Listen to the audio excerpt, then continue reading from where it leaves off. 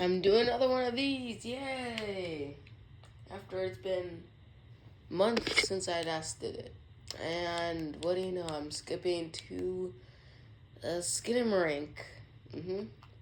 This is actually, believe it or not, it's in my top 10. I think top 5 actually. I'm not sure where it is. Like, I have a bunch of like favorite movies. I know I made a list recently, and I know it made it onto that list, but I don't know where on that list is. I don't know why I don't. I've seen this movie like multiple times before. Is it usually? I swear can hear the grain. Yeah. Just require. Okay, I'll tear it down now. 1995. You know, this is the movie that got me into commentary because I saw the movie for the first time. So here's the post. I'm gonna start from the beginning. So I had heard about this movie. I wanted to see it super bad because that was when I was getting into like experimental films. So this movie came to me at like the perfect time. And so I wanted to watch it. It came on the DVD. I bought it like day of, but I was in Georgia at that time, and so I bought the DVD. I'm not sure if I'd like it or not because there were a lot of people that said it was very boring, it was very bad, so I wasn't sure. So I got the DVD, which, what do you know, portable DVD player. That means I was able to actually watch it in the car ride home. And so I did. It was so good that I watched it a second time, like immediately afterwards, that time with the commentary.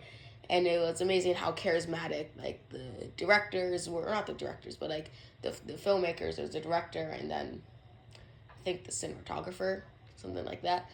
Um, and they're like talking and they're making jokes and stuff, and that got me so interested in like the art of commentary and stuff like that. Not commentary videos like what I do, but just commentary like what I'm doing right now in my Space Buddies video. Now I've kind of been craving to watch more of those because of how much you can learn, because you can like listen to someone tell you about a movie and why it's good. You can only watch so many like video essays, but like when you really hear it from the people who made it, and as the film is going on in those details, like you really get to understand so much. Although Skinamarink, it kind of just defies that, and they like joke a lot through it. They have like these little things they talk about, and that makes it a lot funnier for what is really such a dark movie. So I guess I'll kind of be your guide for that, like they've done for me. Um, and actually, I'm not watching this on streaming, but I did give my DVD to the library, so I am watching from the recently I bought the Steelbook. Yippee!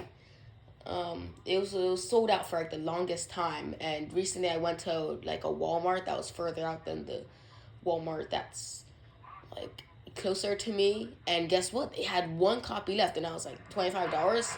Need to get that immediately. So guess what? I did. One funny thing from the commentary though, and you should watch it yourself, but like one funny thing from the commentary is that they'd always, every time there was a Lego, they point out the orange brick separator, which did not come out until like 2011 something, or sometime in the 2010s or whatever. And this movie takes place in, as it just said, like 30 seconds ago, 1995. So they would always like bring that up, and that was kind of funny. That was the funny part of the movie. And then the actual movie itself is not funny if you have seen it. If you haven't seen it, click off this video and just watch it yourself. Although I do want to make up for what I did last time. Last commentary wasn't as good, so I brought a card pack. It's an Alien 3 card pack, which I was gonna do its own unboxing video, but that would be like 30 seconds long because I'd have nothing to do for it. I was trying to do something similar with like a Hellboy DVD that I got from a thrift shop that was also new, and so I said, "Oh, I'll do an unboxing video of that just to be funny." But it's like it would be like a minute long since haven't even seen that movie. So yeah, this I'll just unbox while I'm here if I have nothing to talk about. And if I need to refer to something, I'm recording this on my phone, so I'll just go on my computer, which I brought this stuff. So I brought down my laptop, and I'll just look up stuff on the laptop. So yeah, anyways, this is the film. So I want to recall my favorite movies to see where this is, because I think it's 4 or 5. But I know number one for me is Landscape with Invisible Hand, which was the other option on the poll. The poll for this was either Landscape with Invisible Hand or, oh wow, already a face. Okay, it was either Landscape with Invisible Hand or Skinamarink. This, and I was like, okay, these are two pretty good movies, and of course, because Skinamarink is the one that people have heard of, they chose that. So I'm gonna do Landscape with Invisible Hand another time. Although that is my favorite movie of all time. It's amazing. I'm gonna do a commentary video on that. So before I do my commentary on it, go watch it yourself. I was lucky enough to see it in theaters for like the week and a half that it was in theaters, which really is a shame because it needed like so much more than that. I've seen lots and lots and lots of movies. I love to brag about it, how I'm like the movie person. But like I've now seen over 900 movies or under 900 movies, like over 800. I'm not even sure at this point. But I've seen so many movies that of all of them, you would think, oh, surely it has to be The Godfather or Citizen Kane. Those are up there. But my favorite of all time is Landscape with Invisible Hand.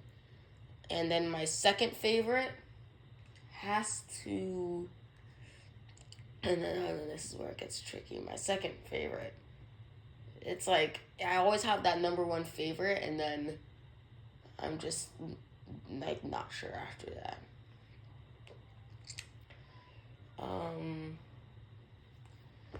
I know it should... Can I go on my... You know, good thing about that on my computer now. I can go look at my letterbox and see, because I don't have a list of it. Although, I use Taste More, so I don't even know my letterbox account. It's like, I go on Letterboxd just because it has features that Taste doesn't have. So, that's like the only reason I actually go on it. But other than that, I only write joke reviews on there. Taste is where I write all my real reviews. I made a video on it, and go down to the app. My account is like, I think it's like Epic Josh or Josh or something else. No matter what you look up, it should pop up. Then Letterboxd, I'm pretty sure. I'm just, I'm pretty sure I'm just, Epic Josh. I mean, can I find it? I just look up that. I'm sure it's gonna be a doing. Oh, I found myself. Okay, good. So go to lists. Here we go. Number 2 is Everything at Rawlins. That makes sense. I saw that in IMAX. Great movie. That was like my 6th or 7th time seeing it. Didn't see it in theaters the first time. Huge regret on my part. Number 3 is Interstellar. I am 100% going to Lincoln Square to see the 10th anniversary re-release. That was incredible. Skinamarink is number 4. I was right. Number 5 is Hereditary. I could probably move that no lower. I mean, like it's like, I don't think it's number 5. Same thing for number 6. I have the Lego Movie. It's like, I think I was right, just right out of ideas. Number 7 is 2001: Space Odyssey. That one I might move to 5. Number 8 is Bullet Train. I have no regrets for that pick. Bullet Train is the most underrated movie ever. And again, I would say that about Landscape with Invisible Hand, but that's just a hidden gem kind of a movie. People who have seen it do kind of like it, just not as much as I do. Although it is a pretty highly rated film, just not like as high as I rate it. It's like people are like, it's alright. Whereas Bullet Train, I heard a lot of people really saying that, nah, it's not that good. This is an important scene that I just did not pay attention to. Okay, let's just hope that it is not your first time watching the movie, so you know what's going on, and I could just continue talking. Yeah, Bullet Train, underrated. Go watch it. Fun action movie. Fun visuals. Just perfect movie all around. Number 9 is Gravity, a movie. There's a lot of history behind why I absolutely love this movie. So, let's see. I don't want to go on a whole lecture about it. That could be its whole other its whole own video. I might even do a commentary on it in the future. But I was like really into space when I was younger, and like a lot of kids I know, they're always like, "Oh, I want to be an astronaut." But I was like, I had like a passion to it. I don't even know why, but like I was like destined to become an astronaut. I have like all these like adult space books. It's like these reference books that's not just like, here's some fun facts about the solar system for kids. Like I got genuine like coffee table book reference books on like the universe, like the outer edges of space. I have all these like DVDs. Neil deGrasse Tyson was like, and like Carl Sagan were like huge influences on me when I was younger. Um, and so again, I always got these like DVDs for like space shows and stuff. And so Gravity, I just gravitated towards because that came out during the age of me getting into space. So when I got the DVD, I saw it for the first time. Of course, didn't really understand it, but again, space. Of course, I'm gonna love it. Stayed at like my number one for a long time. As I saw more movies, it moved down a little, moved up a little. Right now, it's at number 9. I think that's a pretty good place for it. I might even move it a little higher to like 6 or 7 even. It is pretty good. Number 10, one that I actually just saw for a second time recently, is Whiplash. It was Saturday, I think. It was Saturday, the 21st. On Saturday, I went to the 10th anniversary re-release of that.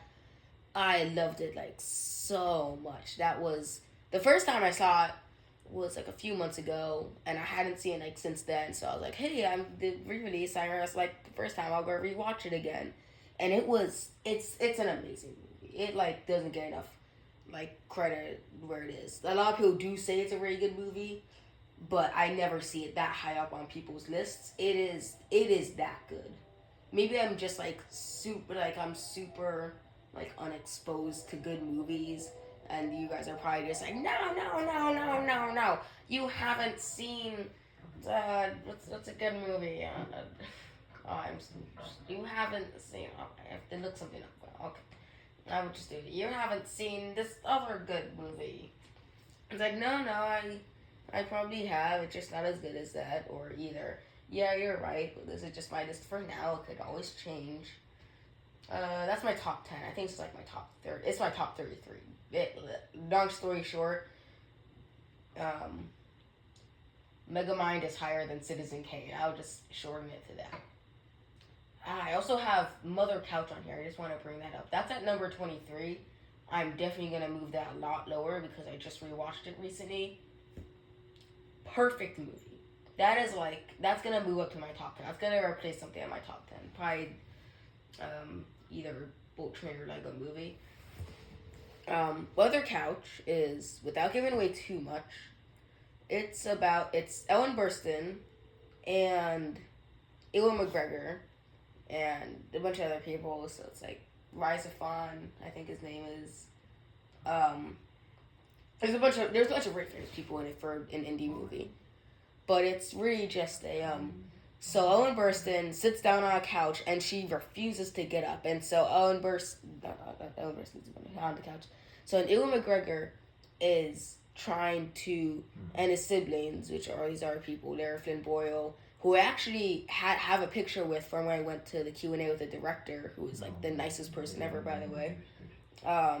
So like Ewan McGregor and his siblings in the movie, I think his name is David, they're trying to like get her off the couch, and it's like this whole adventure, and it's like surreal, it's hilarious, it's like that moment being there. I was at the Angelica when I met Nicholas Larson, the director. That was like has to be the most life affirming moment on like my career path ever. I've like for the last year or two I've really wanted to be a director, and I've learned so much about directing in that time, but no moment has ever been so more influential to me than that moment talking with meeting him. And it was just Nicholas Larson, just amazing person, amazing movie. It's not very on streaming, but you can rent or buy it. I'm just gonna say skip to buying it. It's perfect movie, absolutely amazing movie. So it just left me speechless. That has to move up to being like better than North Movies, better than Fight Club, better than Alien, better than Drive, Joker. It's like a lot of these movies are like all movies that people know and like, but no one really has on like their top 10, 20 list.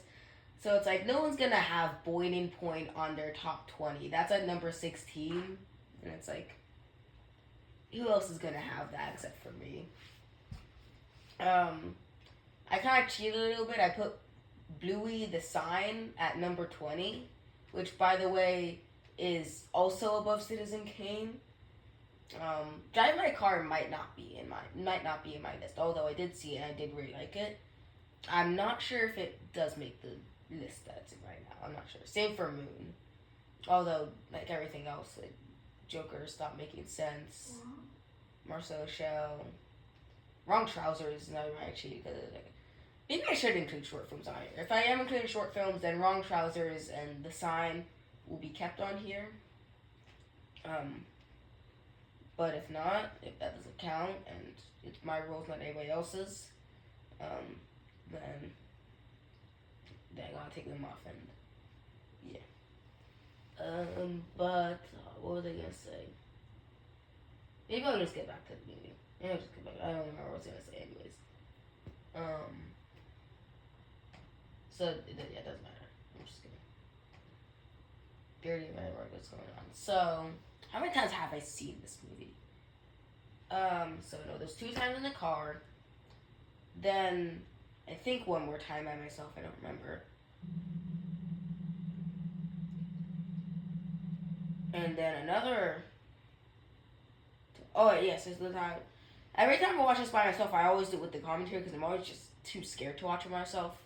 And if you've seen this movie, then it's either gonna be, oh no wonder, yeah, it's the scariest movie ever made, or it's like it's just a bunch of walls and doors and chairs. And to that I say, all right, here's the thing. There's a lot of criticism from this movie, and I can see where it's all coming from. It's not going to be a movie forever. Not everyone is going to be scared by it. I am very, like, scared of, like, this atmospheric horror. Like, you can really, really, really get into it. This is my first time actually seeing it the preferred way. I've only ever seen it on, like, a small screen or with people.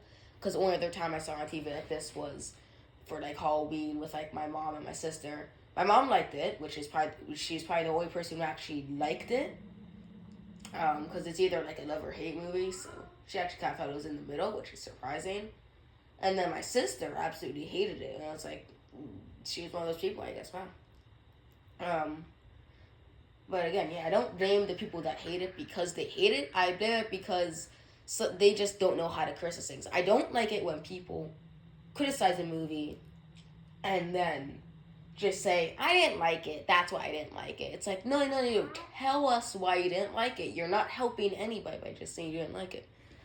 So there are a lot of people that said, this is the worst movie ever made, just don't watch it. It's like, I want to know why. You stopped me from just buying the Steelbook day one.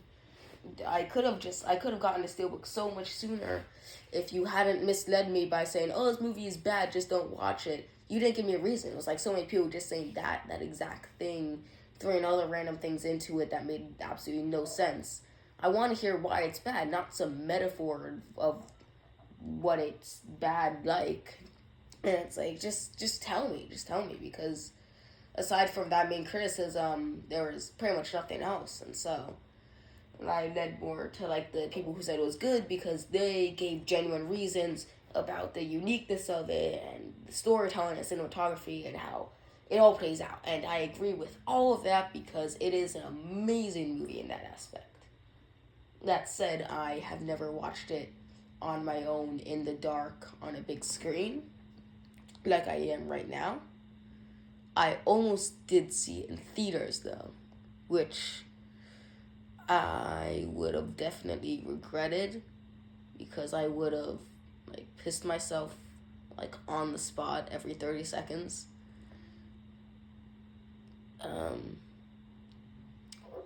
So yeah, there's that. Anyways, the Blu-ray, it's like kind of weird to think about. This was a movie like full of brain and everything. You would think it would just kind of stay in the standard definition DVD format, but no, it is a Blu-ray and it actually does look significantly better, which is weird to say because the grain is supposed to make it look very low quality-esque and stuff like that. But it looks nice, which I have never gotten to experience it. Like, this is my first time. Although I do want to actually get to talk about the movie. It's been 20 minutes now. So I want to get to actually, talking about the movie, which I don't know how to do that. You all get to. I want to save the cards for later. It's only been 20 minutes.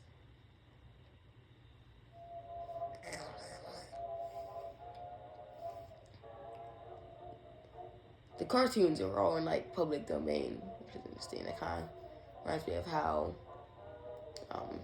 like Mickey Mouse is in the public domain, Winnie the Pooh is in the public domain. It's like just stop making horror movies out of those characters. Like just because you can doesn't mean you should. It's like Screamboat is coming out next year. They're doing another sequel to Winnie the Pooh. That's right, they're doing a third one, even after how much people hate the first two. It's not like it's so bad it's good movie. People just like straight up hate that movie. And again, people straight up hate this movie, so I don't know what to think, but it's Winnie the Pooh. You're not gonna make a good horror movie out of that. I'm sorry. That's not gonna be someone's like dream, like, oh, I have an idea. Let's make a Winnie the Pooh horror movie. No one's gonna want that. No one actually wants that. When it came out, it was just, of course, it's going to be a laughing stock because it's like the thing about film is that you need to have some kind of dream, some kind of aspiration, and whether your idea is unique or not, you should at least have passion with what you're making. You should at least provide your own insight as a director, as a writer, if you're working on a movie, just do your own thing. Of course, do your job. That's first and foremost. But like, if you have the creative freedom to work your craft, then absolutely do that. You don't have to go by a rule book. The perfect thing about movies is that there is no set of rules except for whatever company you're working for gives you. And if you're working in a company with looser rules, then you can get weird and you can get creative. And this movie is weird and creative, and that's why it's so high on my top 20, and it's probably not going to move for a very, very long time. So, I guess that's my TED Talk for film.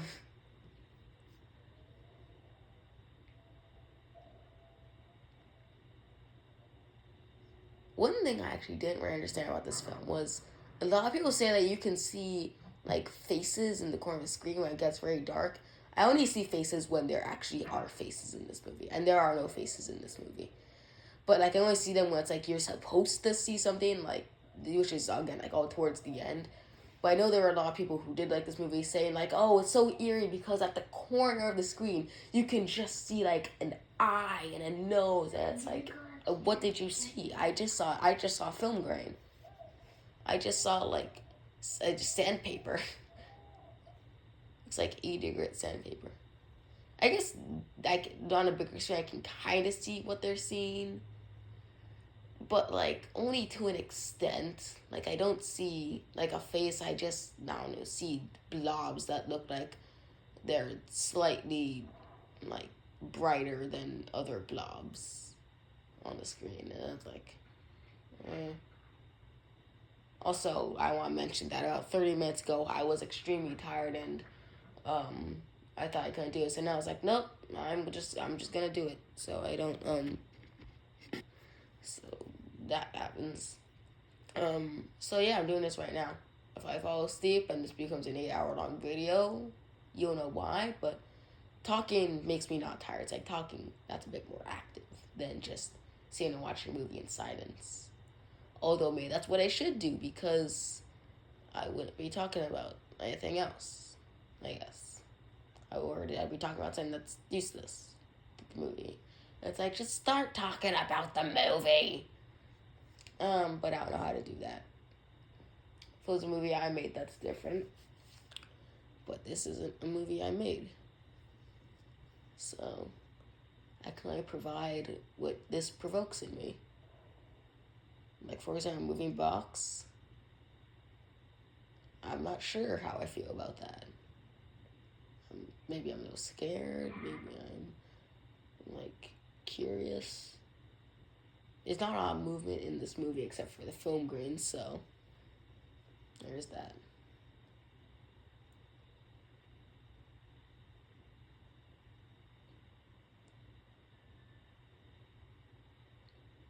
Not the other way. Yippee!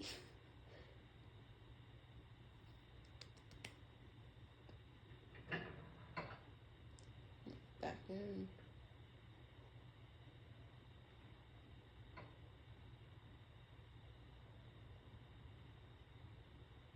And I can see the wall a little bit. Yeah, it's like greenish.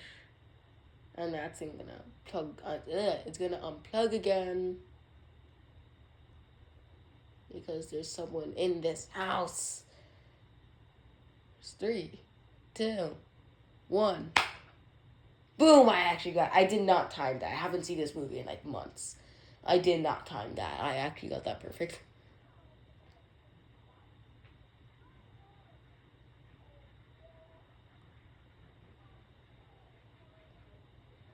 Why does that sound so close? I can hear the kid drawing. Like, I can hear him drawing. Like, in the kitchen. Like, I'm in my living room right now, and the kitchen is in the room to, like, the left. Not, like, directly to the left. There's, like, a wall, of course. But, like, in the left, I can hear him drawing. I don't even have my speakers on. It's not, like, the lowest volume. That is scary. That is eerie. If the rest of the movie is going to be like that, because, again, I haven't seen it like this, really. But the rest of the movie is going to be like that. That's not great. We're not even up to the scary part yet. This is just the introduction so that you understand what's going on.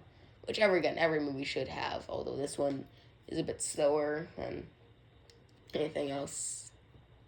The whole movie is pretty slow. And again, that's not a criticism I can get. Although, guess what? Not a lot of people said that. That was more for people saying it was good than people saying it was bad. Because, again, atmospheric horror requires that slow build-up. And you need to understand the world and the atmosphere and the characters for that kind of horror to work. Recently, a very good one I saw was The Others. And I think my favorite part of that movie was the plot twist. If you've seen it, you know. I'm not going to spoil it because just go watch it. But that was a movie that, like, forever, like, after I've heard of it, I was like, it's just another 2000s haunted house movie. But, like, I'm really getting into plot twists since, I just love them. So, I watched it because I heard it was a good plot twist, and I was like, oh, I'll check it out from my library. And seriously, that might be, like, the best plot twist since, like, Sixth Sense and The Others. It's right on par with that. I heard a review saying that, like, once you see it the second time, it removes all the tension from the movie. And that I can kind of get. I have only seen it once. So I don't know if it does or it doesn't. Although I can imagine that outcome. So, again, maybe it's not, like, as good as a movie I think it is. Right now, it's staying at, like, a 9.5-ish. 9.5. So, you know, maybe it doesn't hold up, but it is, no matter what. It's still a good movie. It's just, like, well, still a good movie. What was I trying to say? Still a good movie. And what was I trying to say? It's still a good movie, especially on the first watch. Maybe not as much as the second watch, but I personally can't confirm that. That's just what I would imagine. Although, again, that first time you're watching it, the first time you understand the plot twist, it's like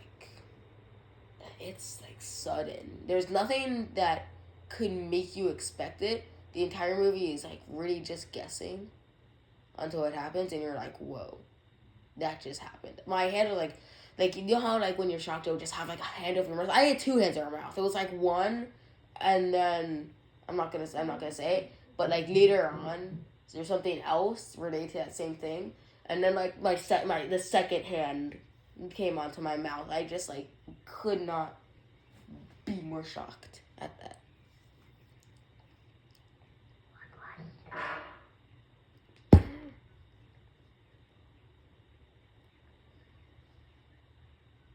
I heard a lot of people say that this movie doesn't have that many jump scares. There are jump scares in this movie, just not a lot.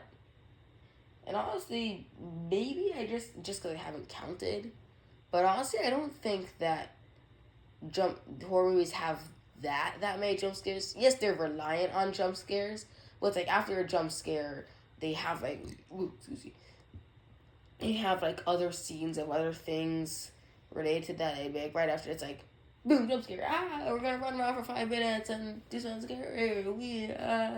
Well, this movie is like jump scare and it just goes back to this again.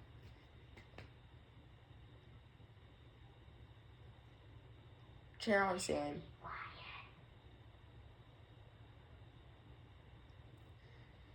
There are also a lot of one thing I want to mention. There are a lot of good theories about this movie that really have to say just absolutely blow my mind. Um, of course, there's the main theory that they're in purgatory, which I guess is kind of what the main movie is about. And so yeah, it's kind of the obvious one. Not even really a theory, but the one that like shocked me the most was the hospital theory that Kevin is in a hospital, and maybe I should save it later. Actually, I'm like if you haven't seen it, then yeah. But there is a theory that Kevin is in a hospital the entire movie, and it changes up your entire interpretation of the movie. It's like it is depressing. Like on one like the purgatory theory plotline, whatever. That one is like scary. That makes me a whole lot scarier. But the hospital theory is like it is dark. Like wow, the hospital theory is like depressing. I don't think that there's ever been that many like depressing theories for movies that like change it up so much that it becomes super depressing. Of course, there always have been like depressing movies and depressing theories for movies, but never one where it changes the movie so much that it becomes that depressing. And it's like, wow, you just completely flipped the movie on its head. And again, I'll talk about more later, but seriously, it changes it up. It itself feels like a plot twist.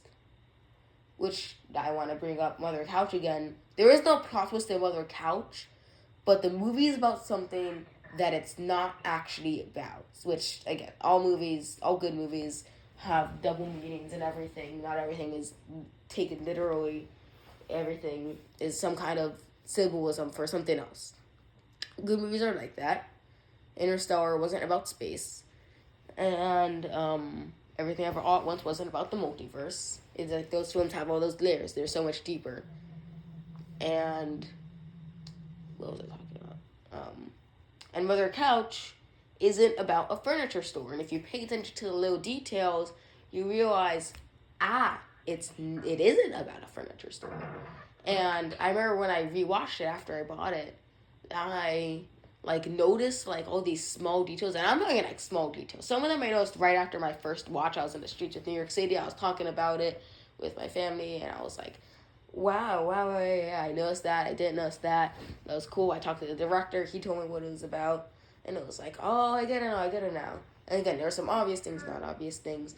But when I rewatched it, there's like things that are super subtle that you notice your first time around, but then you like misunderstand as, oh yeah, it totally has to mean this other thing.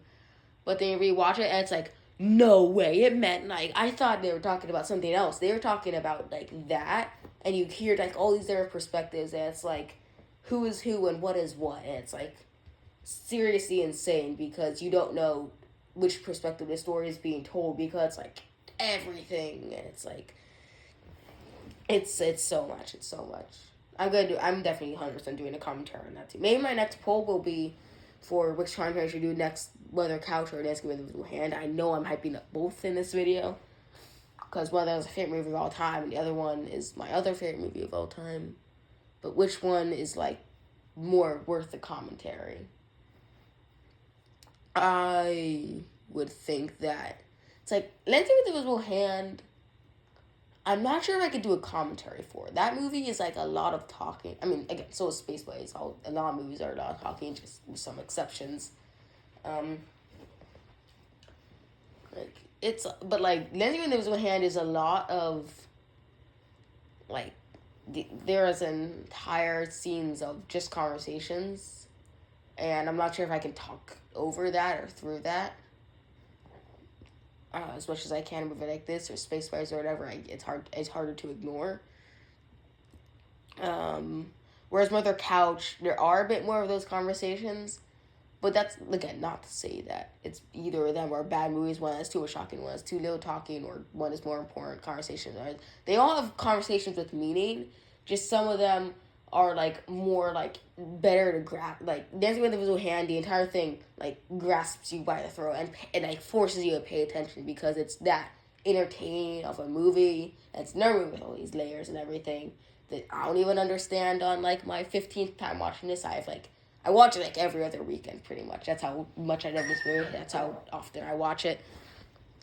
And Mother Couch, I've only seen 2 times, and it is never entertaining. I don't know how I can really counter that, because it is, like, same thing where it's basically, it's like, it is the same thing where all the conversations are important, of course, because it's a good movie, so they all have to have necessary conversations and stuff. There's not just going to be something that's unnecessary, otherwise that would bring down the whole movie.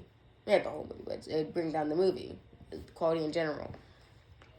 And so, that's not to say that Mother Couch has less interesting conversation, and just saying that those are some that I could talk over a bit more. I don't even really know how to put that or how to put that without making it sound like any of the conversations aren't necessary, because they're not. Just, they go watch it for yourself, and then I'll point out the ones that really change up the meaning of the movie. Whereas in Skinamarink, the entire movie is just you're pretty much only learning about everything, and it's very interesting. Whereas Mother Couch is a little different because it's stronger. I'll put it this way: it's stronger in other aspects. The writing is still amazing, but it's more about the direction and arms were separated and some other things. Whereas Dancing with the Invisible Hand, perfect in every aspect. You might hear a lot of people say The Godfather is perfect in every aspect, but it will never have, like, as good of a soundtrack. It will never have as good writing and directing and cinematography. And it's Dancing with the Invisible Hand is perfect. Just, that's a movie that actually is on Prime, and you can just watch it, like, without having to rent it. If you have Amazon Prime, then you can just watch it for free, of course. They have that ads thing now. But yeah, so that's a movie. So maybe I'll do that one just because it's more accessible than Mother Couch, which you have to rent. That's not to say that it's not worth renting, though. For that matter, not saying that it's not even worth buying, because it's that great a movie. You should just buy it. I bought Mother Couch. No, I bought Dancing with the Invisible Hand before you were able to stream it on Prime. And so, when it came to Prime, like a month or 2 later, I was like, oh, well, I already bought it. Haha. And I was also like, oh, well, then it was a little bit of a waste of money. But hey, guess what? The movie didn't have a physical release. That's on MGM for not doing a DVD of that movie. I would have killed for a copy of that. And they didn't release it. Maybe it'll happen in the future. I keep telling myself maybe it'll happen in the future. But the more time goes by, the more, like, the movie becomes forgotten. And it was forgotten for its release date, but the more it's just chances are gonna decrease. I have to bring this movie more to light, and I'm just one person. My voice is, like, super weak. I have, like, no views, no subscribers.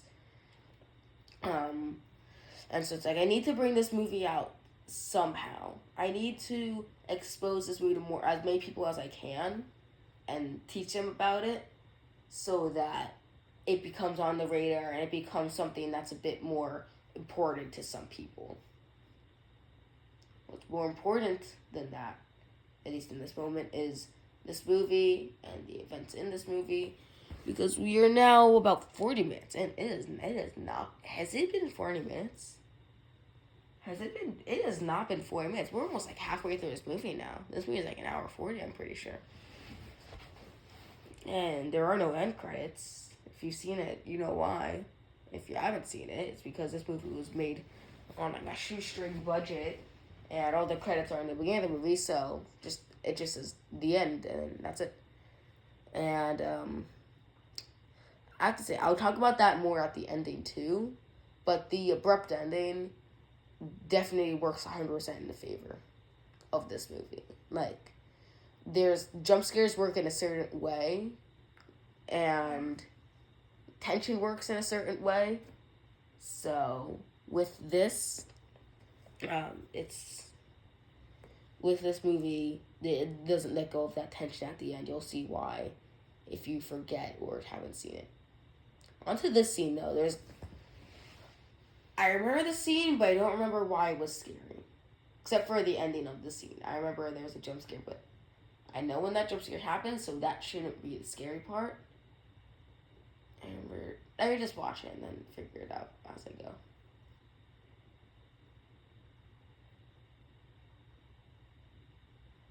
So the grain makes it look like he's just twitching. Wait, no, it's the mother. It looks like she's just twitching. Okay. Those look like dad pajamas, though. Let's be honest.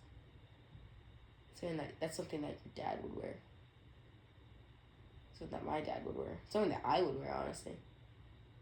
Again, his arm, like, see, look at her arm. Look at her arm. Just like I could just see it like glitching up and down. One funny thing I expected when I saw something for the first time, I didn't know what was going on in this scene. So like when she looks on her bed, I think this is Katie, whatever her name is. I thought there were just gonna be a bunch of tiny people just right after her, like there's just gonna be these tiny like stick men.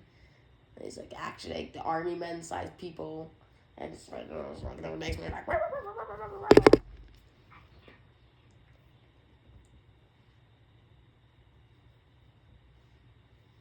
And missed opportunity that didn't happen. Of course, though, they would have raised the budget by an extra $10, and that is way too much money.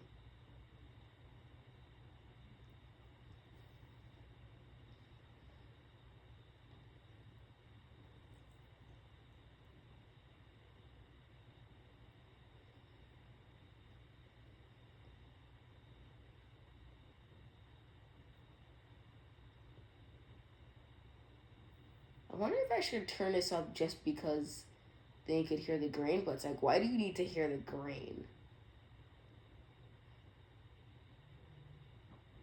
So this is what I'm confused. Did the mother teleport, or what was that? Am I right? And that was the father, and that they're sitting on opposite sides of the bed, which again works in favor. Okay, no, she teleported. Never mind. It was the mother the whole time.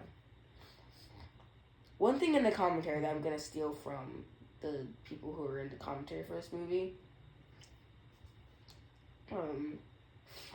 was that one of them said that a lot of people thought that the mother was naked in the scene, like she was wearing a shirt. She was wearing a really light shirt. And it was weird because I knew she was wearing a shirt, but when I was watching the scene and they said that, I was like, huh, you're right. The grain does kind of make it look like the shirt is being to her. She does look like she's naked. And it's like, that was weird how I didn't notice that the first time, but when someone said it, I understood it. And I was like, oh. I did not see it before. It's only so obvious. Oh my gosh. Oh my, what is her? I saw her head move. I swear that. Oh my gosh. Okay, now I'm getting scared. This is the part where the movie gets scary. 44 minutes in. 43 minutes in. This is the part where stuff happens. It's the part where stuff happens. I've been talking.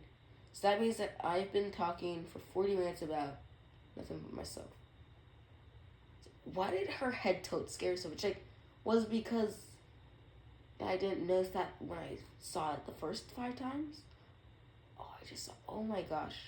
What am I even looking? It looks like, you know, like AI and how they always get like the weird finger movements and everything.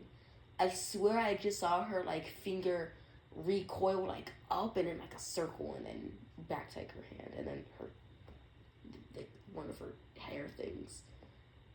It's like all more for you. The grain messes with you. It drives you nuts.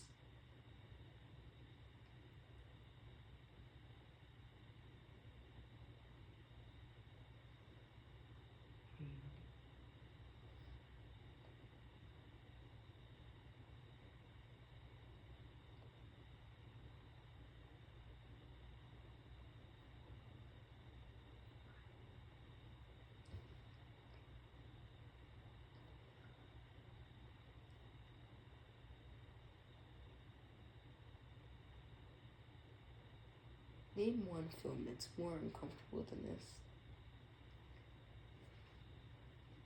Like, well, you could probably name a bunch of things, never mind. But, like, at the moment, there's so little that even close at the moment.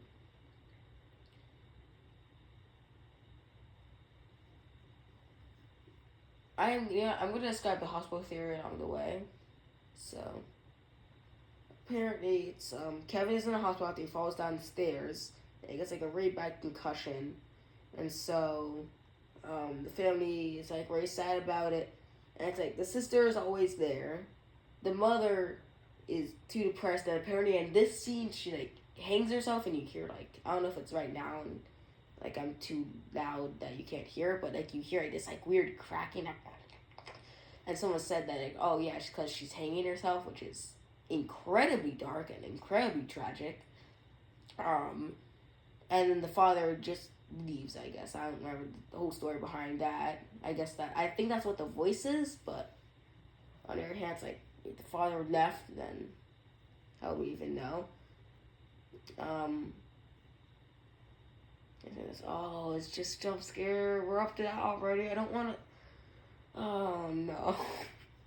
I don't know when it comes. So I don't want to. It's this cracking, yeah. Please stop. I don't want to hear. I don't want to see it. I don't want to hear. I don't want to see it. I don't want to hear and I don't want to see it. So just stop it. Stop it right now. Stop it. No. I know it's only a hand, but I don't want to see a hand. I don't want to see a hand. I don't want it. Maybe I'm making it worse than it is, but I just don't want. It's so loud. It's so, like, it's, oh my god. I don't want to hear. I just don't. I do not. Oh my gosh.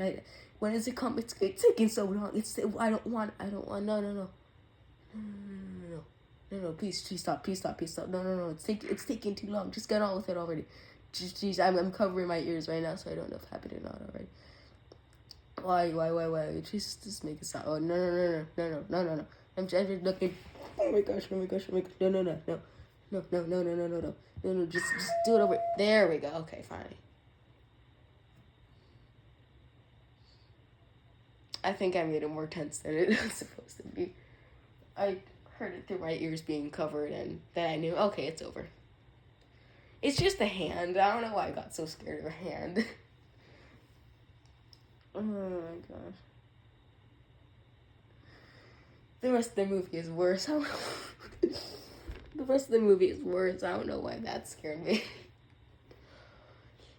Oh my gosh. I think it's always so much scarier than it really is. I make it like so.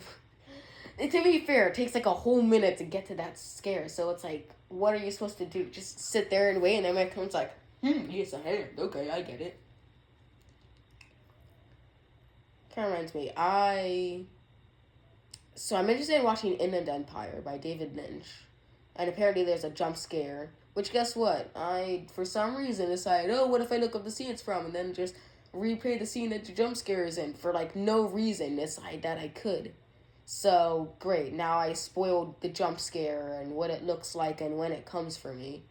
So, great. I don't get to see the famous jump scare in its intended way.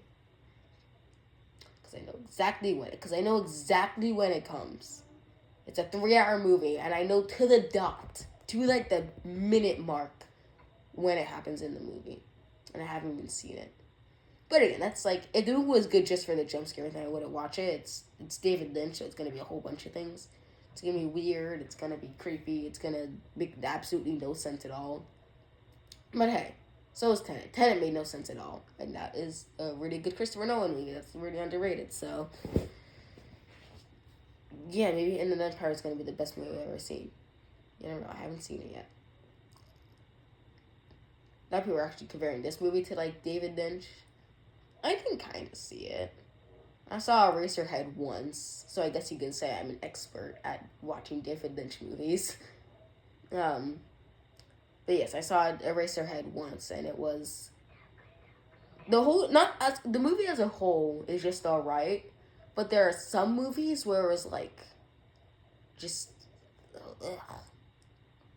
There's like one scene I don't even want to describe. There's like this like woman in like the dark and like it was like a spotlight. I mean, if you've seen the movie, then you know what I'm referring to. But like, it's really, really, really gross. She's like stepping on things. It's weird. Stay innocent. Don't watch the movie if you don't want to know what happens in that scene. If you have seen it and you have been exposed to what I'm talking about, good luck getting that out of your head. That was really weird. It's a weird scene. Also, now I feel like I see someone's arm, like the right. I know it's just like a door frame, but it looks like an arm. The same way that looks like a really long face. Now, okay, never mind. Now it's a door.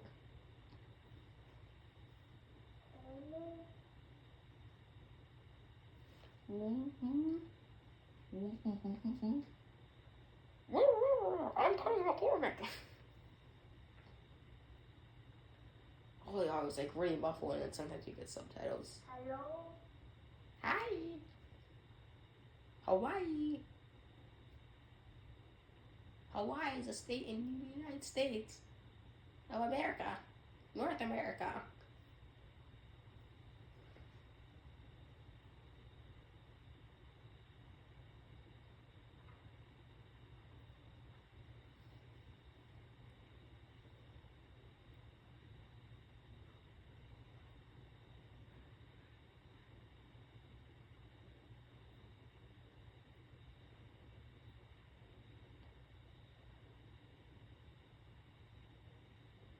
The bugs are going crazy outside. They just are like right outside.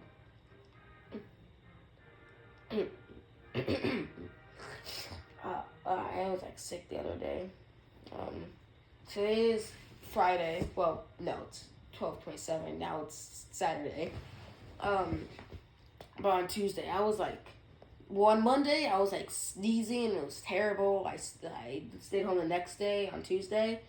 And I felt like worse and better. I wasn't sneezing as much. And I no longer had a headache. But my nose was so much worse. And like I couldn't, like speaking just like really drained all of my energy. It was like, hi, I want to go to bed. It was like, I was like, my throat was like just not even sore. I don't even know the word I'm thinking of. Just like tired. But I was tired whenever I spoke. I don't even know how to describe it because they don't even know what's going on. But yeah, that's an unrelated piece of gross information.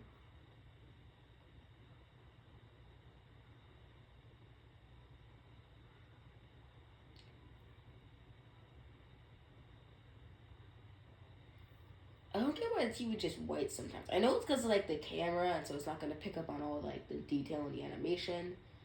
But is it intentional that it's supposed to not show us anything, or is it literally just a white flashing screen, and that's all it's supposed to be, and that represents something? I don't think I ever heard the filmmakers talk about it in the commentary.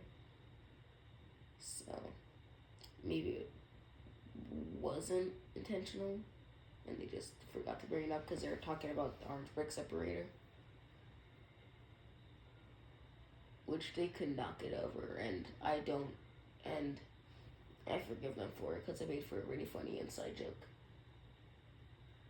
Whenever I watch it, I love to just scream, orange brick separator, whenever it comes on screen. Because just like they would always do it. They would stop whatever they were saying just to like stand up, shout, orange brick separator. And it's funny. I like it when they're being light in like a dark scenario. I swear I just heard something move in my kitchen. It's like, you know how like you can just hear like a floorboard creak and that'll like set you off if you're in a bad mood? After this movie is over, I'm going to be like petrified, sitting still, with like nothingness. I have a billion streaming service. I could do like a marathon of Inside Out 2, Fall Guy extended cut. It's on Maxed Out. I saw TV Glove. I don't think that's a night movie, is it? I know it's a really good movie. I do want to see it, but and it's probably not like a movie. I heard it's a horror movie, but like I also heard it was like a drama, like a little bit of drama too. That's an interesting mix. I have seen horror dramas before, but they're not very common. Would I even say Long Legs was definitely a horror drama? That wasn't really a horror movie. Oh, the cough in his back. Okay. Long Legs, in my opinion, I saw that like day before it came out. I saw it on like Thursday night and like Friday. I saw it on like Thursday it came out. Wow, it is an amazing movie. My initial thoughts was like at first I was like slightly disappointed because I heard it was like a scary, super scary horror movie. But after I took some time to think about it, I realized it's not a horror movie. It's a thriller. It's a crime thriller. And so I understand that, like, yeah, I really appreciate my experience watching. Oh, not this scene. Absolutely not this scene. No. Oh, wait, no. It's not, no, it's not this scene, yeah. Wait, is it? I'm not sure. I don't remember. I know it was something with going downstairs, but I don't remember if it was this specific scene downstairs. If you see the movie, you know that there is a scene downstairs, which gets me every time. This time I'm going to try to cover my eyes and face like I did last time. Even though, whatever, it's the scarier jump scare. If I didn't just whip out on the last one, I could have done that for this one. Fortunately, actually, this one I know when it's coming. And if you don't know, then guess what? I have the higher ground because I know what to expect it and you don't. Doesn't mean I won't be scared of it because it's absolutely terrifying to look at. That's like what nightmares are made of. I think it is. It is this scene. Uh-oh. I don't think I'm prepared. I'm not prepared, actually. I'm not prepared. My blanket is half over my face now, so that doesn't count.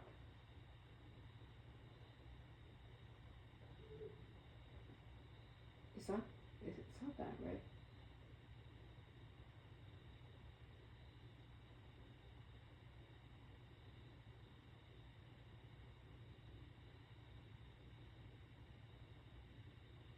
Just so you know, I hate this. Oh my gosh, this. It's not? Is it? Is it not? What's not that?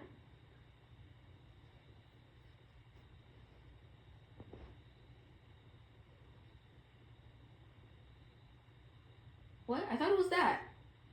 I thought it was what she said. Alright, so I'm wrong. It's gonna come out of nowhere. Uh-oh. It's gonna come out of nowhere. I'm coming around. Oh my gosh. Whoa. Oh, I was lied to. I lied to myself. I thought it was when she said I feel strange and I immediately cut to that. But no. No, I tricked myself. It was when it was the one time I wasn't covering my face. Oh. I thought I had it all planned out. I was like so slick too. Like I know what's coming and you don't. Oh, I feel so stupid. I'm still shaking.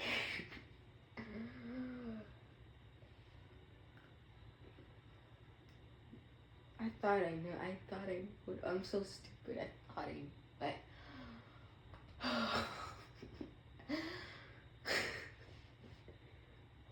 I thought I knew what it was. It was like every other time. It was right after she said, I feel strange. And so I was like, okay, it's gonna be after.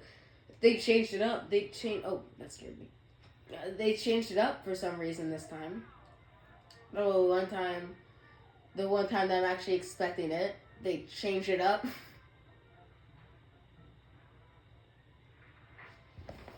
Uh-oh.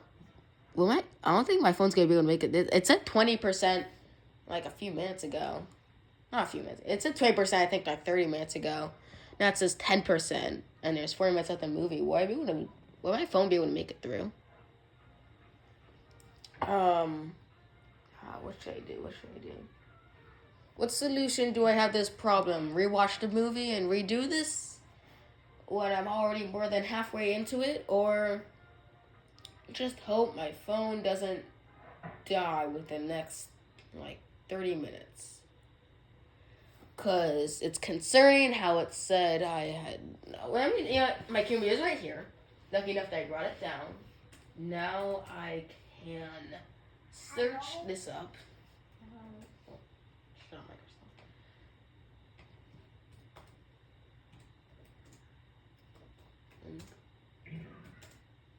Oh, the voice.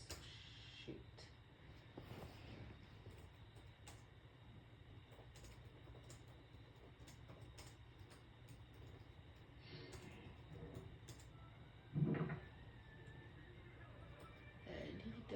And he falls asleep.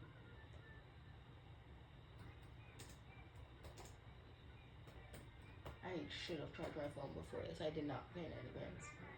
I think I have. Do I have an 11? I think I have an iPhone 11. Screen for up to 3 hours. Alright, not screen recording. How can iPhone? Oh, this is a Reddit page. How long can iPhone record for? This is storage. I have enough storage that I can finish this. That's not a problem. There was a.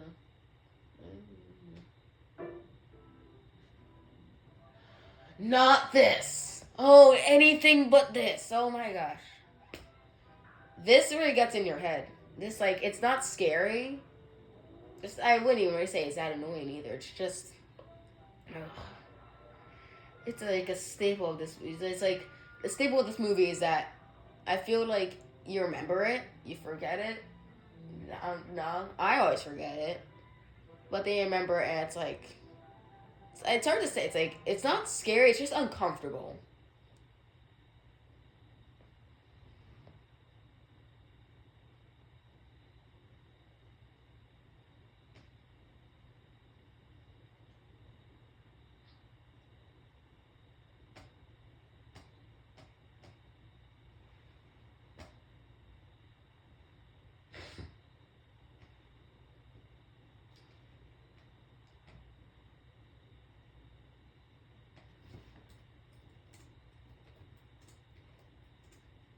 I'm gonna try to rephrase it. How quick does battery run out? Recording video. That should be prescriptive. Alright. This is another Reddit page. Oh no, it's for Galaxy 6. Never mind. Oh, sorry. iPhone. Oh, screen brightness. So I'll just do it. Oh, it's already at like 0. Never mind. I'm trying to fire action. Alright, still at 10%, and it's been like 3 minutes, so.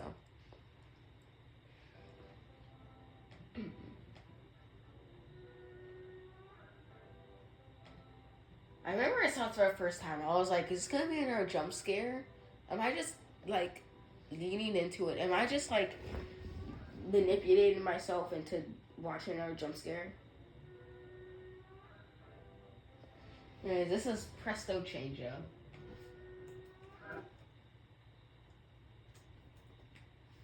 Presto Changeo. I'm gonna look up the exact dupe that's in Skinamarink. Let's see. That's the. No, never mind. It doesn't pop up. Let's see. Skinamarink. That's it. There's a whole hour-long video on this. And actually, honestly, that's pretty tame compared to what there is for other movies. There's a 4-hour-long video. I kid not, 4 hours a 4 hour long video on Hereditary. That's a 2 hour long movie. The person who made it somehow managed to make a video essay about Hereditary that was double the length of the movie itself, including credits and everything. About the it was longer than 2 times longer than the movie itself, and it goes really in depth on like every scene. I'm like I think 20-30 minutes into it, and I'm not even past like the opening scene yet. But like it's really cool how in depth it goes. So I'm not saying it's a bad thing. I'm just saying that it's super impressive how much time must have went into that, because it takes a long time to do a 4 hour video in general. But it's like it's even more work when you have to dig deep into like every individual like shot frame of the movie. That like in the opening scene, there's like these super small details that like have absolutely no significance in the movie whatsoever. But then it's like you watch the movie and then you hear him talk about it. It's like, no way! How would I have known that the telescope and the sweater would have had a significance? What's the name of that video? I kind of want to. I'm gonna make it whatever it is. Oh, it's Skinamarink, not Skinamarink. Hereditary.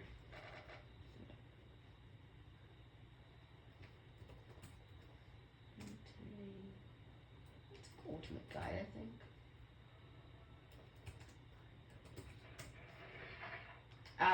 Okay, Novum, that's who it is. If you're watching this video and you've seen Hereditary, Novum made a 4.5 hour long video on Hereditary.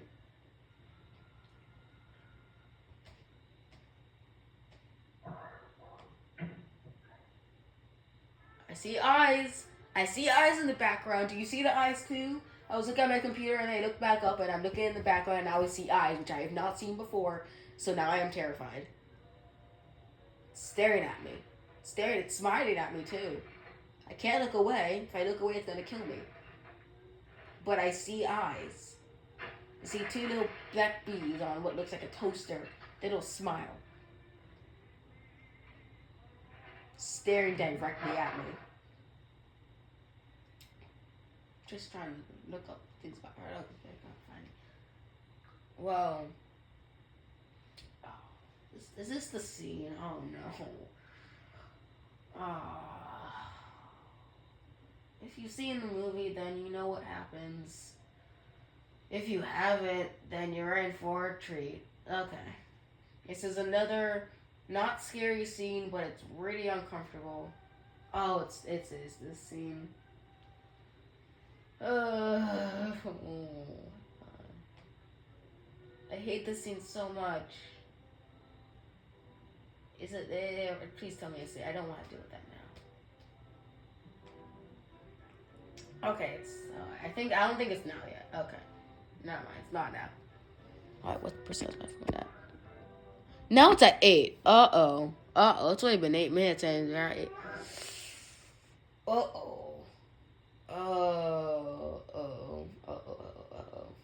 I might have to just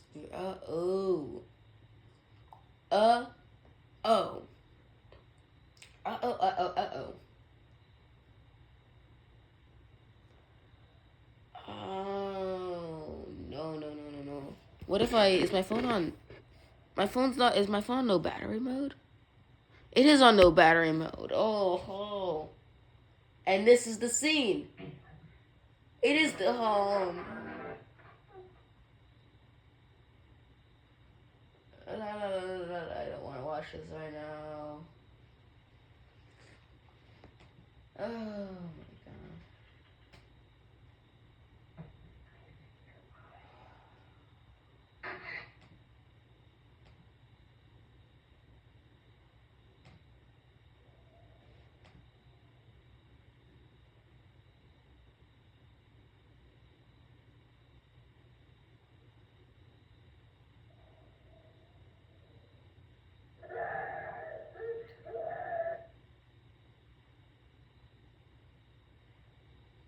So that relates to the hospital theory because of So that relates to the hospital theory because after a concussion they have to do like this is right there from the film theory video at least. Apparently there are surgeries where to fix something in the brain that they can't do through like head surgery, since that causes like head trauma or whatever. Um, you have to go through the eye is the easiest way. So some people have suspected that um, they're going through his eye in that scene, which I guess it would make it a little less dark, but nonetheless makes it more sad. Which again, the whole hospital theory is just again like absolutely depressing. Um, but it is a really nice. You can see the life on there's a part I did there's things I didn't see the first 5 times I didn't see it because I was only watching on this is different. This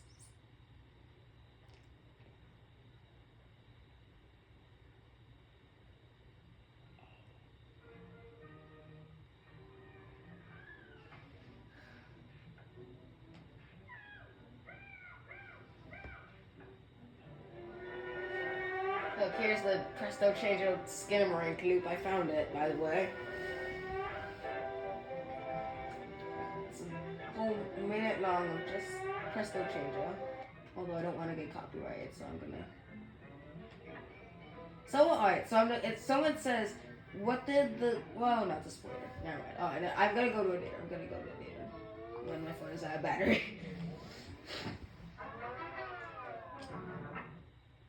So it also looked up as Skinamarink the whole time. What do you think? I mean, it depends on when you look that up. If you look that up like 5 minutes into the movie, that's different. It's like, oh yeah, some movies have like different shooting styles and stuff. If you're more than like 10 minutes into the movie, I think you should know what you're getting into. If you saw a trailer, I think you should know what you're getting into.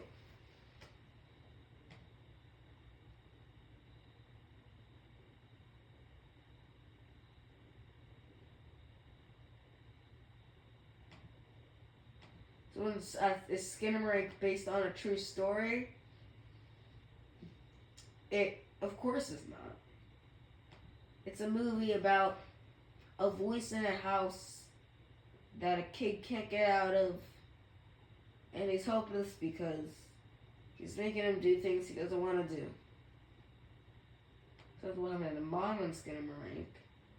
And yeah, it's unclear if the absent mother is dead or if she had divorced her father. They both contribute to different theories, because again, the hospital theory she hangs herself, and in the she left, divorced the father. That would just be the movie as in general, I think, without any sort of theories about what it's about. Like it's like the whole purgatory thing plotline. Just be that big shootout.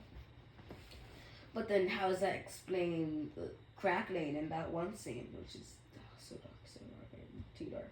Too dark. It's gonna be a good movie. Yeah, of course it is. Go watch it. I'm reading this off of like when you go on Google and it says like people also ask. So I'm not just like reading these off of like some subredditors. I mean these are oh, how dare you? Someone wrote, is Skinamarink boring the whole time? Is that a mirror or is that a head? It's a mirror. Okay, never mind.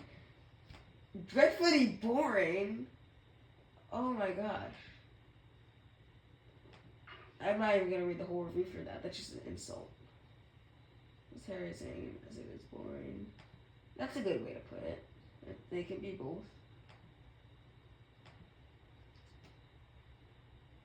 Skinamarink gory. I mean, it's not gory, but it is bloody. If you've seen it, you know what happens at the end of the movie. The end of the movie gave me insomnia for a week. Thanks a lot, Kyle Edward Ball. I had nightmares about that scene. Not even the scene that we just saw.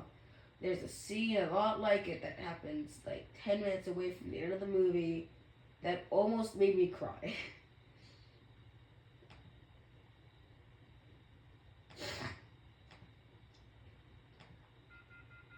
I'm gonna look up the Skinamarink hospital theory just to know what I'm getting wrong about.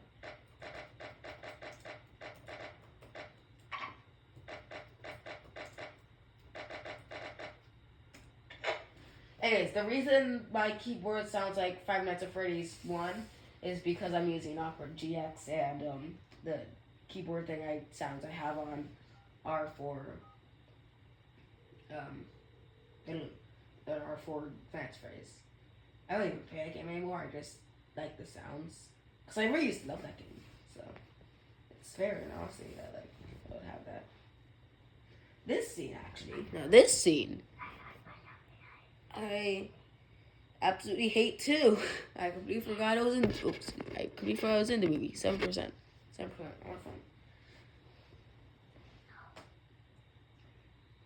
I want to know.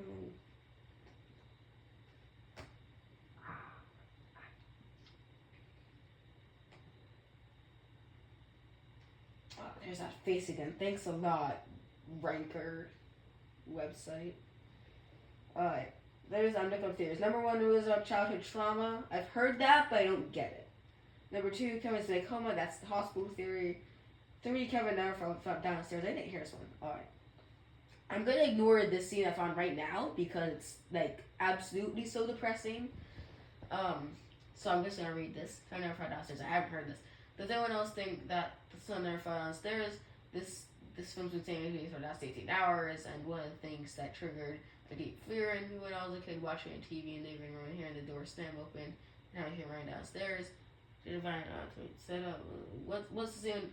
This isn't even a theory. Is it just something from the Reddit? Yeah, maybe it's something like that.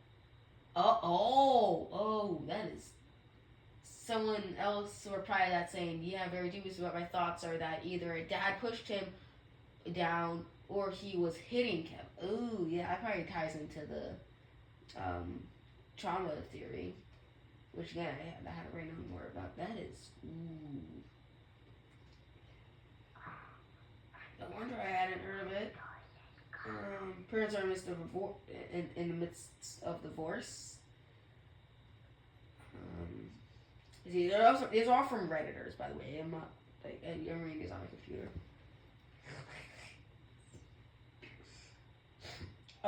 It's just the house is being terrorized by a Lovecraftian entity. Obviously, what else would explain what's going on in the movie except for all these theories? I haven't like the Force one is another one I've heard of, but I haven't really looked into.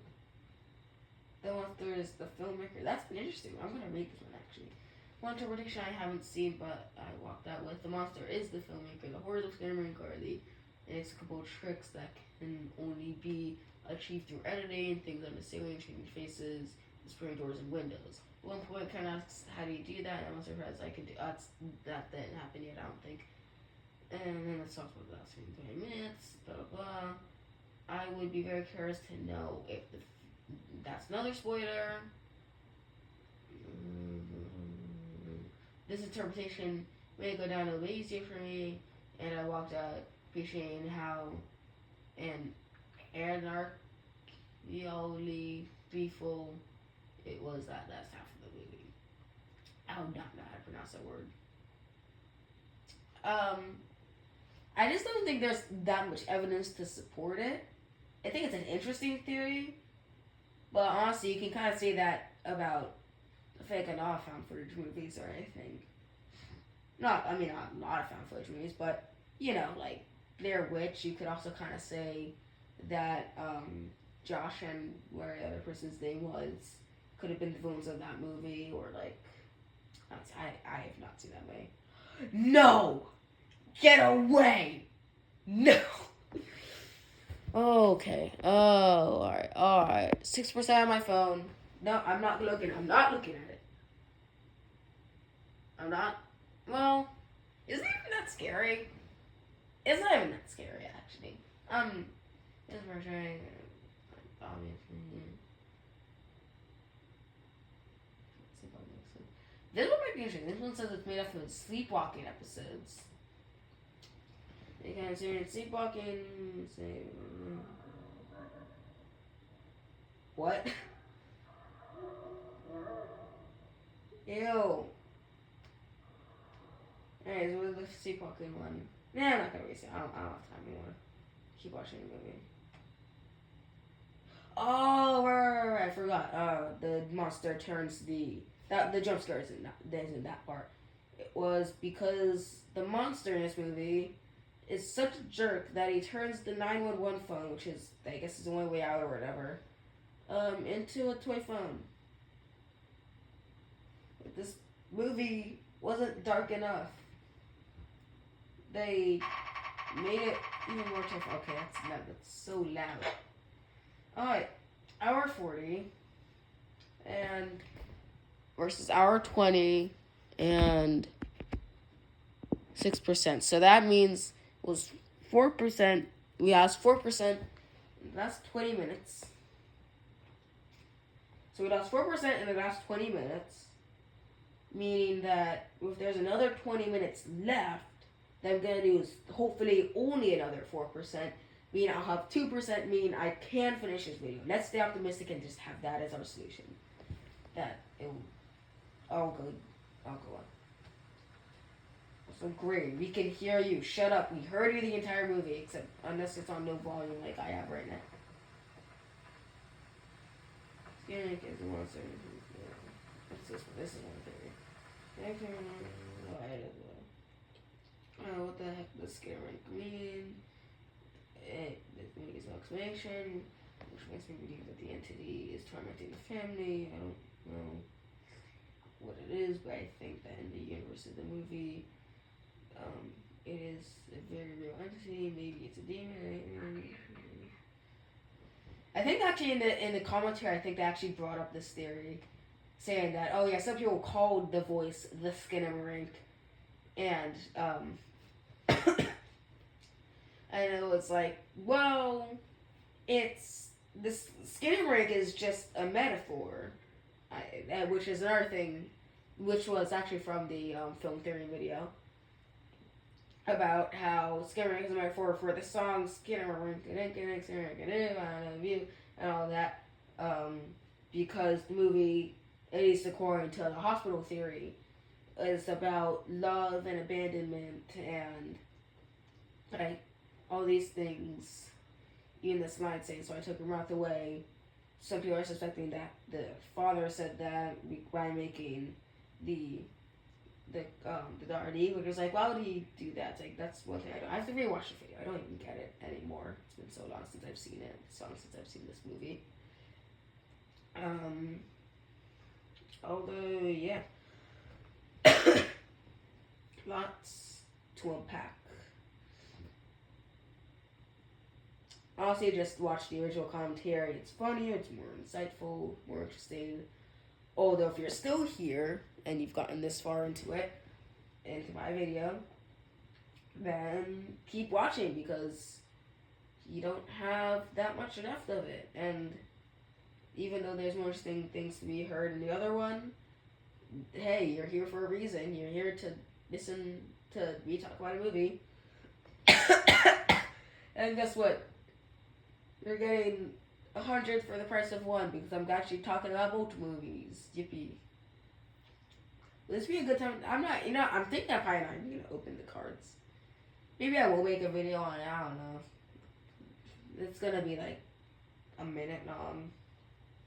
And it's not going to be funny at all, but better than, I don't know, not making a video. Well, no, this is a video. I'm making a video right now. I'm making an hour and a half long video right now. My Space Ways video was an hour and 20 minutes. And now it's over an hour and 20 minutes. Also, I swear, if my phone, if I still have battery but my phone says that there's not enough storage, I am going to be so mad because I don't have anything on my phone to delete. It's like, come on at this point. You can't even be serious. It's like, I have only photos on there and like a few videos. I have a lot of storage, but as long as I just post this to YouTube and then delete it after I post it, then it's fine. Which, funny thing I want to bring up about my last video while there's still nothing really happening. Okay, shut down my computer. So, my last video, before it was posted, it was, had, a copyright thing from, yeah, it was like, oh, you can't post this video until you review it because it has all that stuff. And it was like, of course, it was because the audio was in the background. It's a quieter movie, so you're just gonna hear a bunch of things that you could probably already find in YouTube videos, which was, I hope, haven't been taken down. So you're not gonna hear as much of the actual movie as much as you are gonna hear me because the entire thing is just green. So I'm a bit safer with this video. But for my last video, it was like so annoying, or not annoying at all. Actually, that's a lie. But it was like so funny because it was like I think I got copyrighted by actual Disney for using their like more than 10-year-old movie. How old even is that movie? I don't even know. It was it 2005? It wasn't 10 years old if it was. Maybe it was 2009. I'm not even sure. I don't care. Yeah, long story short, it was taken down for a few days until YouTube realized that it wasn't fair use. Oh wow, it's 101. And they put it back, and they put it on YouTube, which is why I did that post saying, guess what? I posted it today.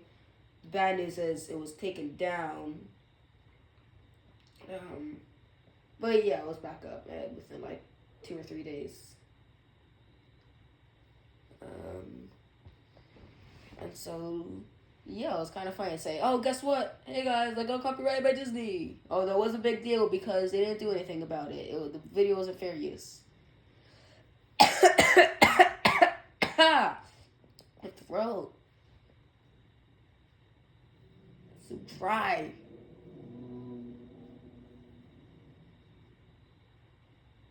That's the scariest thing I've ever heard. Oh.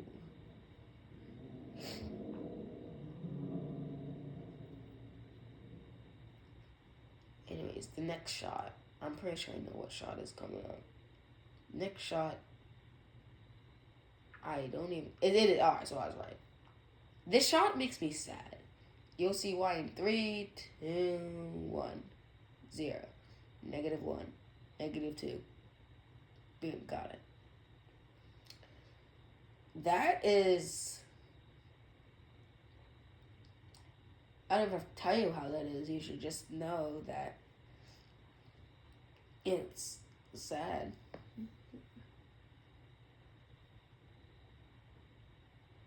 You just know how to feel about that. This whole scene, when I go back, one of the things I found that I actually wanted to save to the scene was someone looked up what does the 572 days mean. What do you think it means? I know there's a lot of things that are hard to interpret. This movie, numbers are represented in movies to have symbolic meanings a lot. But what do you think that in this movie, at this time, whether you are or aren't analyzing, what do you think 572 minutes means? It's probably going to be that. Just fits whatever you think the movie is about.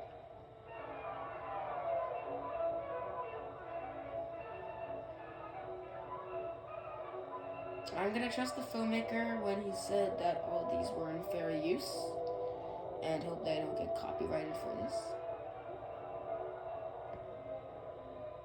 Also, the audio was distorted to all hell, so it's not gonna take it down anyways. Although when I saw this scene for the first time, this was another scene that really got me feeling terrified, because this is his house now. This isn't just some guy who say this is his house, this is his home, this is where he's living. It's what the monster has done to him.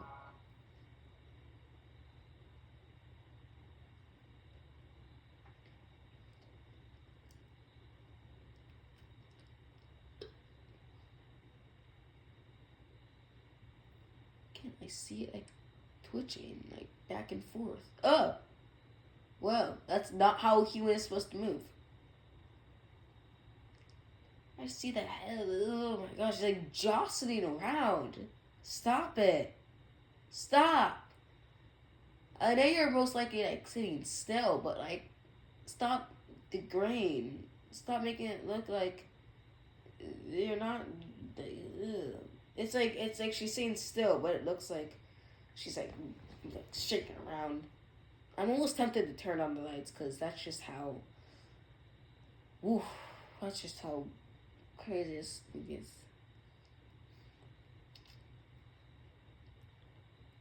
It's something.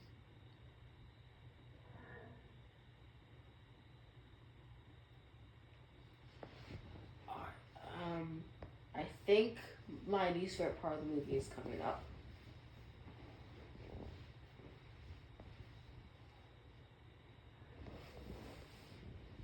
Anyways, so it's 3%. All right, we're gonna be kind of close.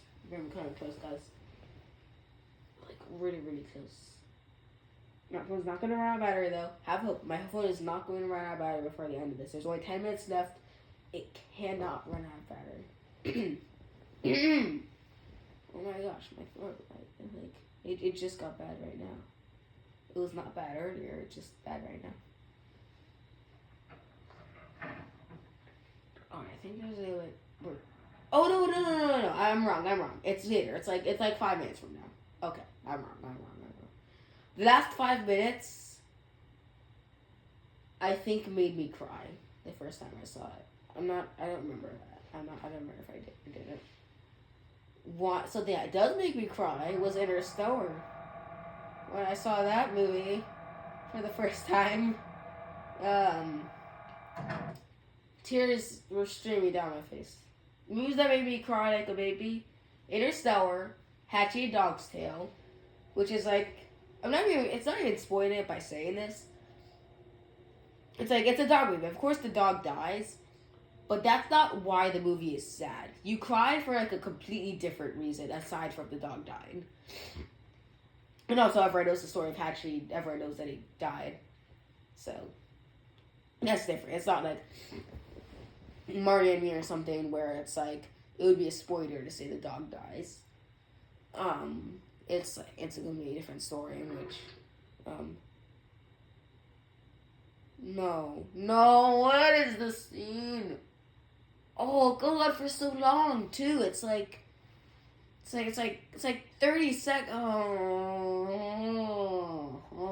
I just like, I know it's necessary for the plot to make sense. I know it's necessary for like the hospital theory to actually work. I just wish it was like 10 seconds shorter at least, and it didn't include the child screaming at the end. Oh, it's right now, isn't it? No, it isn't. Okay, we have time. Click off the video now. I don't need views on this video. I do not. I trust me. I don't. Oh no! Different scene. Wrong scene. It's the cell phone scene. That scared me. I was focused on something completely different. This actually doesn't scare me.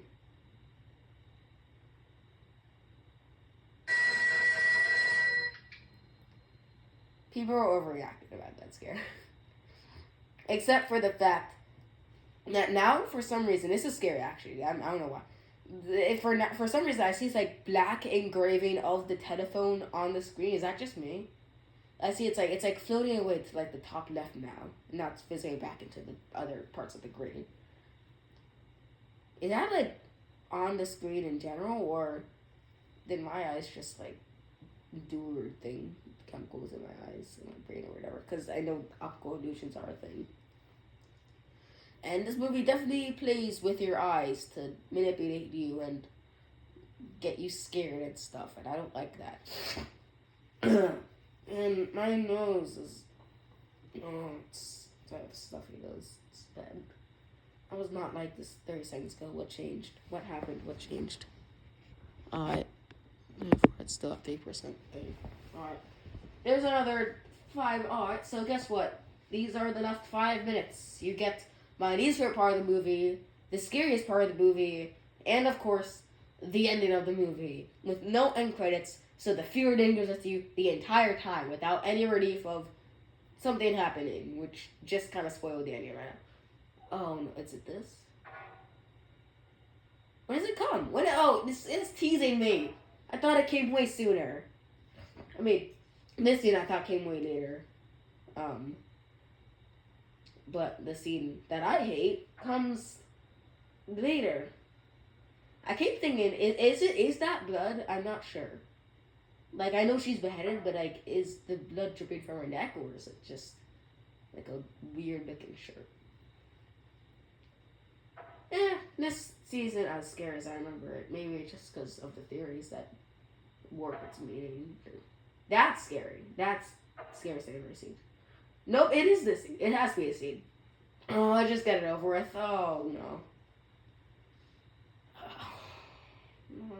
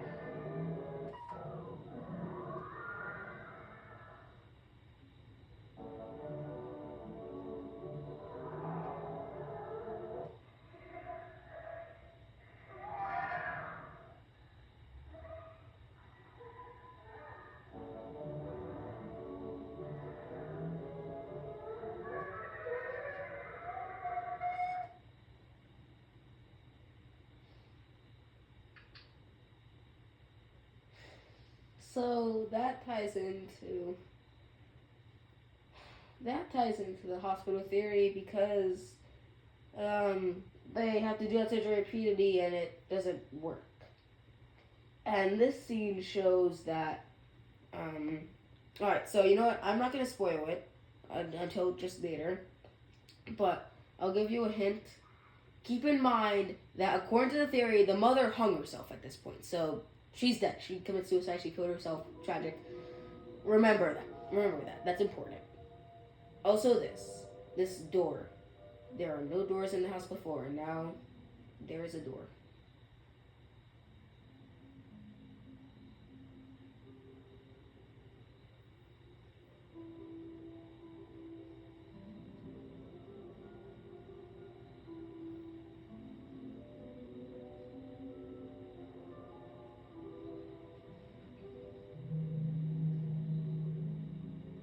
So this is. I'm just gonna say it because I know what it is. This is the door to heaven. It didn't work. It was the knife entered his eye so much. He is dead. I have to say it. And here is the music and everything. Now, remember, the mother is also dead, so guess who's gonna say hi? Who's that thing walking around? I see Bye, but I don't see the face yet. Come on, I just don't like the way it looks. I know it's supposed to be a happy scene, but like oh, there are these decorations like on my TV stand that look like the eyes from the telephone. So I'm like looking at the screen and I look down a little bit and I see like the eyes. It's not terrifying at all. I'm just gonna. There it is. Hey, the end of the movie is here.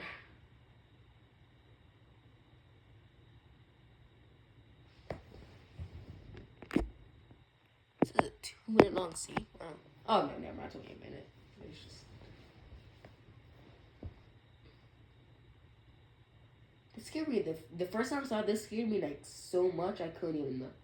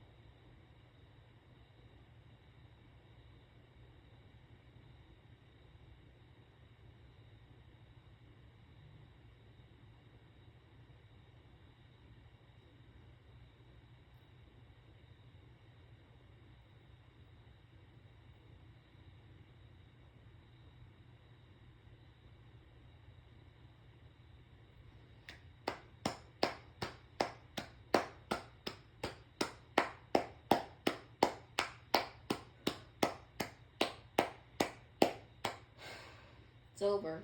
It's over.